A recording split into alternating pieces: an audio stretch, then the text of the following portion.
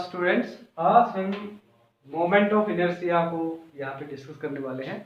Moment of inertia को calculate करने के लिए हमारे पास दो बेसिक थ्योरम होती है। उनमें से एक जो हमारे पास सबसे पहली है वो है थ्योरम ऑफ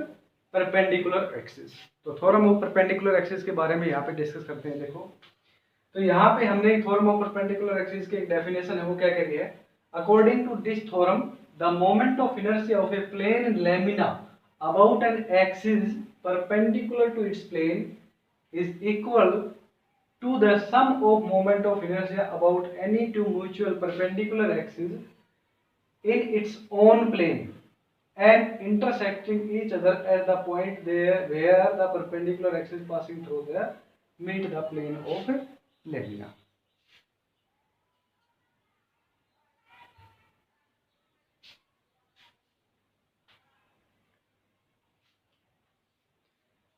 हेलो स्टूडेंट्स,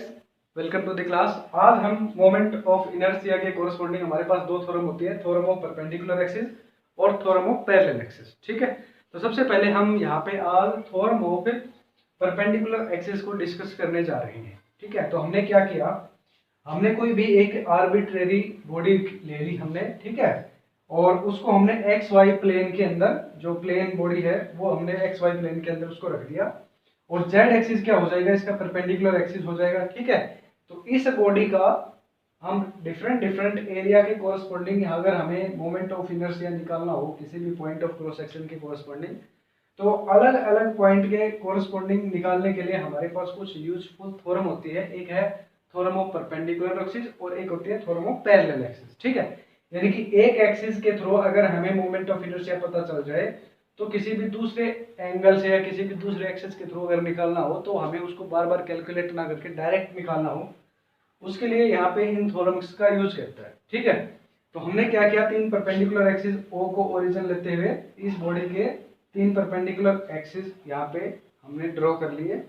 और इसको एक्स वाई प्लेन के अंदर बॉडी को हमने रखा हुआ है। ठीक है, तो इसकी डेफिनेशन देख लेते हैं पहले कि थ्योरम ऑफ परपेंडिकुलर एक्सिस की डेफिनेशन क्या कह रही है। According to this theorem, the moment of inertia of a plane lamina about its axis perpendicular to its plane, एक प्लेन लैमिना है हमारे पास एक्स वाई प्लेन के अंदर कोई बॉडी का, और इसमें about its axis perpendicular to the plane यानी कि जेड एक्सिस, तो जेड एक्सिस के कोरस्पॉन्डिंग ये कह रहा है कि ये जो परपेंडिकुलर एक्सिस है हमारे पास जेड, इसके कोरस्पॉन्डिंग जो मोमेंट ऑफ इनर्शिया होगा वो क्या होगा, is equal to the sum of moment of inertia about any two mutually perpendicular axes to its own plane and intersecting each other at the point where the perpendicular axis passing through the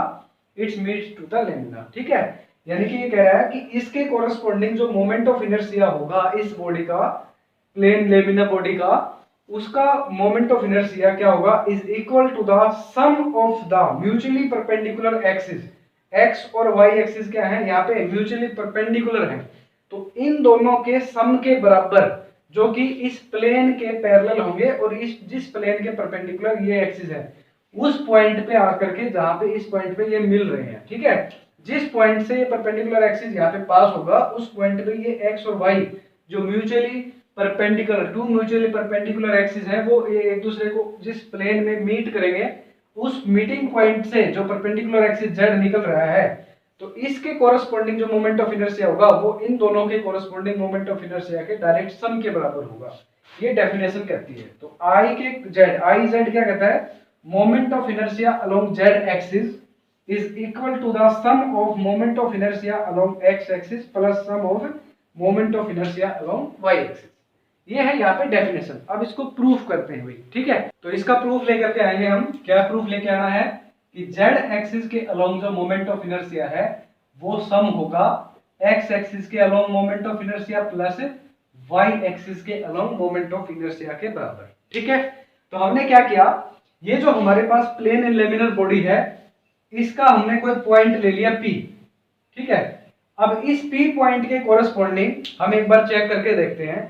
तो देखो ये P point है, हमने यहाँ पे कोई particle मान लिया कि इस P पॉइंट पे कोई पार्टिकल है जिसका मास है m1। ठीक है, तो हमें पता था कि जो मोमेंट ऑफ इनर्शिया जो होता है किसी P पार्टिकल का जिसका मास m1 है और जिसकी डिस्टेंस जहां से हम मोमेंट ऑफ इनर्शिया कैलकुलेट करना चाह रहे हैं वहां से अगर कोई भी आर्बिट्रेरी डिस्टेंस मान लेते हैं x है, तो मोमेंट ऑफ इनर्शिया कितना हो जाएगा m1x²। तो ये होता है moment of inertia of the particle, जिस ओरिजिन से, जिस पॉइंट से, जिस परपेंडिकुलर डिस्टेंस से हम वहां से मेजर करना चाह रहे हैं, उसका जनरल फॉर्मूला होता है mass of the particle multiply by square of the distance का स्क्वायर। वो उससे मल्टीप्लाई कर देते हैं तो मोमेंट ऑफ इनर्शिया आ जाएगा। ठीक है, ये तो मैंने एक जनरल टर्म्स में बताया है। ठीक है, तो मैं क्या कह रहा हूं यहाँ पे देखो, इस पॉइंट के कोरस्पोंडिंग हमारे पास, अगर मैं एक्स एक्सिस के कोरस्पोंडिंग लेना चाहूं, तो इस पार्टिकल का जिसका मास m1 है, उसका एक्स एक्सिस के अलोंग जो मोमेंट ऑफ इनर्शिया रहेगा वो क्या रहेगा, इस एक्स एक्सिस से डिस्टेंस का square. Mass of the particle तो हो गया m1 और एक्स एक्सिस से इस पार्टिकल की डिस्टेंस है x1, तो x1 का स्क्वायर। ये हो गया इस पार्टिकल का moment of inertia along x axis. Clear है? ओके। इसी तरह से अलोंग वाई एक्सिस अगर कैलकुलेट करना चाहूं मैं, तो इसका moment of inertia along Y axis, this P particle का, ठीक है ना, पी पार्टिकल की बात कर रहा हूं मैं, इस पी पार्टिकल का मोमेंट ऑफ इनर्शिया क्या हो जाएगा m1, और ये हो जाएगा वाई एक्सिस से y1 डिस्टेंस पे, तो y1 डिस्टेंस का स्क्वायर। ठीक है, हमें सिर्फ इसी पार्टिकल का नहीं चाहिए, हमें क्या चाहिए, पूरी बॉडी का मोमेंट ऑफ इनर्शिया कैलकुलेट करना है ना, पूरी बॉडी का मोमेंट ऑफ इनर्शिया कैलकुलेट करना है। तो जैसे ये पार्टिकल है, ऐसे यहाँ पर कोई दूसरा पार्टिकल होगा, कोई तीसरा पार्टिकल होगा, कोई चौथा पार्टिकल होगा, कोई 10वां पार्टिकल होगा, है ना। तो इसी तरह से बहुत सारे पार्टिकल हो गए, तो बहुत सारे, मान ले इसका मास मैंने मान लिया कि ये m2 है, इसका मास m3 है, इसका मास m4 है, इसका मास मैंने मान लिया कि m5 है। तो इस तरह से n नंबर ऑफ पार्टिकल्स में इस पूरी बॉडी को हम डिवाइड कर सकते हैं। तो x एक्सिस के अलोंग, मान लिया x एक्सिस के अलोंग जैसे m1 पार्टिकल के मास का जो मोमेंट ऑफ इनर्शिया है वो है m1 x1 का स्क्वायर, है ना। तो इसी तरह से जो m2 पार्टिकल होगा उसके लिए x एक्सिस के कोई अलग डिस्टेंस आएगी x2, ठीक है, तो वो हो जाएगा x2 का स्क्वायर। ऐसे ही जो m3 पार्टिकल है उसकी x एक्सिस से कोई डिस्टेंस मान लेंगे x3, तो वो हो जाएगा x3 का स्क्वायर, प्लस इसी तरह से n नंबर ऑफ पार्टिकल तक चला जाएगा, है ना। और इसी तरह से मैं moment of inertia along y axis भी मान ले, तो वो क्या हो जाएगा, फर्स्ट पार्टिकल के लिए हमने निकाला था m1 y1 का स्क्वायर, ऐसी तरह इस जो दूसरा पार्टिकल m2 है उससे y की एक्सिस से डिस्टेंस हो जाएगी y2, तो मैंने मान लिया m2 y2 का स्क्वायर हो जाएगा दूसरे पार्टिकल का मोमेंट ऑफ इनर्शिया। इसी तरह जो m3 पार्टिकल है उसका भी मोमेंट ऑफ इनर्शिया होगा कोई ना कोई, तो मैंने मान लिया m3 y3 का स्क्वायर। और इसी तरह से आगे n नंबर ऑफ पार्टिकल्स के लिए हमारे पास x एक्सिस के अलोंग और y एक्सिस के अलोंग मोमेंट ऑफ इनर्शिया आ जाएगा। क्लियर है? इसका हम डायरेक्ट सम के रूप में लिख सकते हैं ना, देखो मैं लिख रहा हूं आई ओ एक्स और summation i is equal to 1 to n, n तक आ जाएगा, लास्ट वाली टर्म क्या हो जाएगी m ऑफ n और x ऑफ n का स्क्वायर। इसी तरह से ये हो जाएगा m of n y of n का square. i is equal to 1 to n, इसको मैं लिख सकता हूं m ith पार्टिकल का मास, और ये हो जाएगा xi का स्क्वायर। इस तरह से लिख सकते हैं इसको, ठीक है ना। इसी तरह से y एक्सिस के अलोंग निकलना हो तो y एक्सिस के अलोंग भी हम ऐसे लिख सकते हैं i is equal to 1 to n, और ये हो जाएगा m1 और mi into y ith particle का स्क्वायर। ठीक है, इस तरह से हम इसको लिख सकते हैं। क्लियर है? ओके, तो हमने इस टाइप से इस पार्टिकल के लिए हमने लिख दिया। अब यहां से देखो क्लियर है, क्या क्लियर है यहाँ, ये जो लाइन आ रही है ये इससे y एक्सिस से आ रही है परपेंडिकुलर, ठीक है, यहां से ये x एक्सिस से आ रही है, तो r क्या हो जाएगा यहाँ पे, r हो जाएगा x1 का स्क्वायर प्लस y1 का स्क्वायर और इसका रूट, ये हो जाएगा कोई भी अवन जो भी हमारे पास nth पार्टिकल था, मान लेते हैं फर्स्ट पार्टिकल के लिए निकाल रहे हैं, तो ये हो जाएगा x1 और ये हो जाएगा y1। इसी तरह से कोई दूसरे पार्टिकल के लिए निकालेंगे तो R2 हो जाएगा x2 का स्क्वायर प्लस y2 का स्क्वायर। ठीक है, तो इसी तरह ये जनरल टर्म में अगर इसको रिप्रेजेंटेशन देना चाहें हम, तो r जो होगा nth पार्टिकल का वो हो जाएगा x nth पार्टिकल का स्क्वायर प्लस में y nth पार्टिकल का स्क्वायर, या r स्क्वायर अगर लिखें तो r square x square plus y square के बराबर हो जाएगा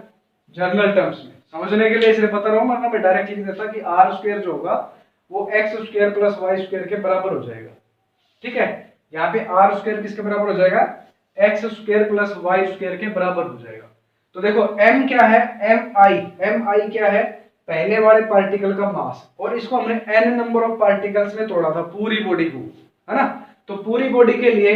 I is equal to 1 to n, तो अगर m के लिए I is equal to 1 to n लेके जाएंगे तो पूरी बॉडी का मास हो जाएगा, यानी कि मैं लिख सकता हूं इसको mass of the whole body, और I is equal to 1 to n और x I का स्क्वायर। ठीक है, इसी तरह से मैं इसको भी लिख सकता हूं mass of the complete body, और I is equal to 1 to n, और क्या बन जाएगा y ith पार्टिकल का square, y of ith particle का स्क्वायर, क्योंकि ये y ऑफ ith पार्टिकल का स्क्वायर है, m क्या है mass of the whole body, हो ना। तो यहां से टोटल जो होगा z एक्सिस के अलोंग में बात करूं अगर, तो z एक्सिस के अलोंग क्या हो जाएगा, I ऑफ z की अगर मैं बात करूं तो z एक्सिस के अलोंग हमारे पास हमने पार्टिकल की डिस्टेंस ले रखी है एक्सिस से, ओरिजिन से हमने डिस्टेंस ले ली r, तो ये क्या हो जाएगा, फर्स्ट पार्टिकल के लिए r1 हो जाएगा, सेकंड पार्टिकल के लिए डिस्टेंस निकालेंगे तो वो r2 हो जाएगा, थर्ड के लिए निकालेंगे तो r3 हो जाएगा, है ना। तो ये क्या बन जाएगा हमारे पास मास ऑफ द पार्टिकल मतलब mi, और उसके बाद ri का स्क्वायर, और I is equal to 1 to n, है ना, n नंबर ऑफ पार्टिकल के लिए यही हो जाएगा। mi को अगर समेशन करेंगे 1 टू n तो टोटल बॉडी का मास हो जाएगा, और I is equal to 1 to n हो जाएगा ri पार्टिकल का स्क्वायर,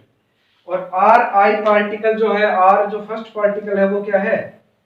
यहाँ पे हमारे पास r जो हमने निकाला था जनरल टर्म में वो था r square is equal to x square plus y square, और अगर जनरल i ले लूं मैं यहाँ पे, जैसे i ले रखा है ri का स्क्वायर, तो ri किसके बराबर हो जाएगा, ri जो होगा n वाला ले लो, ri होगा x i का स्क्वायर प्लस में y ith पार्टिकल का square, squaring both side, r ith particle का स्क्वायर हो जाएगा x ith पार्टिकल का स्क्वायर प्लस में y ith पार्टिकल का स्क्वायर, है ना। i क्या है, n ले लो या i ले लो वो एक ही बात है। यहाँ पे r ith पार्टिकल का स्क्वायर है, और i ऑफ x और i ऑफ y दोनों को सम करके देखो, ये तो एक इक्वेशन यहीं पे छोड़ दो, i ऑफ x और i ऑफ y दोनों का सम करते हैं, तो summation of i of x plus i of y ये क्या हो जाएगा, i ऑफ x किसके बराबर है, m कैपिटल M, और summation i is equal to 1 to n x i का square, capital M summation i is equal to 1 to n x i का स्क्वायर, प्लस दूसरा क्या है i ऑफ y की वैल्यू है हमारे पास m summation i is equal to 1 to n y ith का स्क्वायर। m दोनों में कॉमन आउट है, m दोनों में से हमने कॉमन आउट ले लिया, ठीक है, यहां से बच गया हमारे पास summation i is equal to 1 to n, summation में मैंने कॉमन आउट ले लिया x i का स्क्वायर प्लस में y i का स्क्वायर हो जाएगा, ये दोनों के लिए समीशन हो गया ना, दोनों पे लग गया, i is equal to 1 to n x i का स्क्वायर प्लस में y i का स्क्वायर, और x i का स्क्वायर प्लस y i का स्क्वायर किसके बराबर है, r ऑफ ith पार्टिकल का स्क्वायर, ये किसके बराबर हो जाएगा, capital M summation i is equal to 1 to n और r ऑफ ith पार्टिकल का स्क्वायर। तो r मतलब r ये फर्स्ट पार्टिकल के लिए हमारे पास क्या हो जाएगी, r1, ठीक है, फर्स्ट पार्टिकल के लिए r1 हो गया, सेकंड पार्टिकल के लिए r2, थर्ड के लिए r3, और इस तरह से nth पार्टिकल के लिए rn हो जाएगा, ठीक है ना। ये सभी का स्क्वायर लेना चाहो स्क्वायर ले लो, तो सभी का सम किसके बराबर हो जाएगा, जो होल बॉडी के लिए जिस पॉइंट से हम मोमेंट ऑफ इनर्शिया कैलकुलेट करेंगे उस पॉइंट के कोरस्पोंडिंग जो r रेडियस रहेगा वो उस r स्क्वायर के बराबर हो जाएगा, है ना। तो यहां से हम summation i is equal to 1 to n, तो ये तो हो गया पूरी बॉडी का मास, और ये हो जाएगा रेडियस का स्क्वायर, ठीक है। तो इसी तरह से हमने यहाँ पे i ऑफ z किसके बराबर था, m i is equal to 1 to n r ith का स्क्वायर, और ये वैल्यू किसके बराबर आ जाएगी, i ऑफ z के बराबर आ गई, है ना। ये वैल्यू किसके बराबर आ जाएगी हमारे पास, आई ऑफ जेड के बराबर हो जाएगा। तो यहाँ से ये प्रूव हो गया कि आई ऑफ एक्स और आई ऑफ वाई यानी कि moment of inertia of this body along x axis plus along Y axis, दोनों का जो सम होगा, दोनों के कोरस्पोंडिंग जो सम होगा वो किसके बराबर होगा, इसी बॉडी का moment of inertia along the plane along the z axis passing through the perpendicular to the plane, उसके डायरेक्ट बराबर हो जाएगा। ठीक है, जेड एक्सिस के अलोंग जो मोमेंट ऑफ इनर्शिया होगा वो x axis plus Y axis दोनों के कोरस्पोंडिंग जो मोमेंट ऑफ इनर्शिया होगा उन दोनों के डायरेक्ट सम के बराबर हो जाएगा यहाँ से।